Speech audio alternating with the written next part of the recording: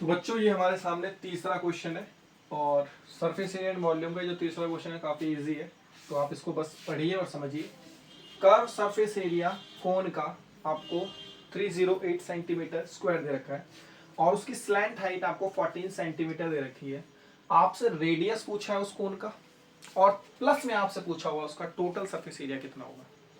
ये दो सवाल आपको 3 नंबर देके चले जाएंगे अगर ये एग्जाम में आया तो बड़े ध्यान से इसको देखिए। सबसे पहले मैं फिगर भी बनाता हूं आपके लिए।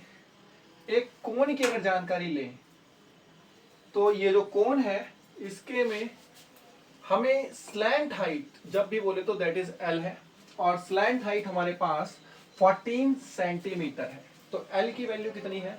14 centimetre. On a same track हमें इसका कर्व सरफेस एरिया दे रखा है, फिगर में रिप्रेजेंट नहीं कर सकते हम उसे। और दूसरी चीज जो हमसे पूछी है वो ये पूछा है इसका रेडियस, तो ये आर कितना है ये हमें फाइंड करना है और प्लस में इसका टोटल सरफेस एरिया भी हमें निकालना है। तो सबसे पहले हम लिखेंगे इसके अंदर हमें टू फाइंड क्या है, अगर अपने लिए लिखना चाहते हैं तो वो यही लिखे हुए एज इट इज आप इसको कॉपी कर देना कि हमें एक तो रेडियस ऑफ बेस निकालना है और दूसरा यहाँ पे वो लिख लेना total surface area, as it is उतार देना, कोई चेंजेस करने की जरूरत नहीं है।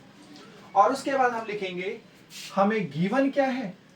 तो गिवन की अगर हम बात करें तो हमें दो चीज गिवन है, एक तो कर्व सरफेस एरिया गिवन है और वो हमें गिवन है 308 सेंटीमीटर स्क्वायर, और दूसरा डिटेल जो हमें इस क्वेश्चन में हेल्प करने के लिए दी गई है वो है स्लैंट हाइट, जिसको हम लोग एल से डिनोट करते हैं। और वो स्लैंट हाइट कितनी है? That is 14 centimetre. ठीक है।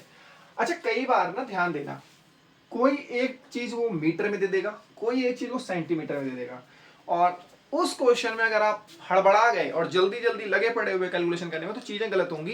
क्योंकि अगर एक यूनिट सेंटीमीटर है दूसरी यूनिट मीटर चल रही है तो गेम खत्म, आपका आंसर आने वाला है नहीं। तो पहले तो एक ही यूनिट में बना लेना, अगर एक चीज सेंटीमीटर दूसरा मीटर में तो मीटर वाले को सेंटीमीटर में ले आओ या सेंटीमीटर वाले को मीटर में ले जाओ।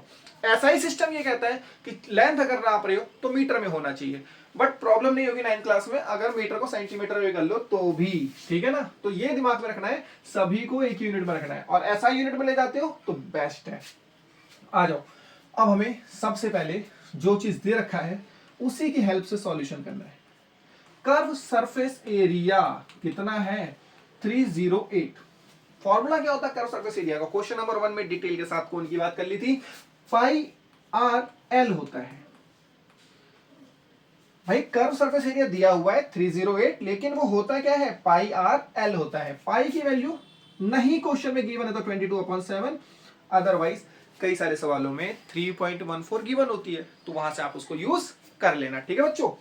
आर की बात करें तो वही तो निकालना है, उसी के लिए तो क्वेश्चन हम सीख रहे हैं, यही तो सॉल्व करने के लिए आए हैं हम। और एल की बात करें तो 14 है, इक्वल्स टू में 308।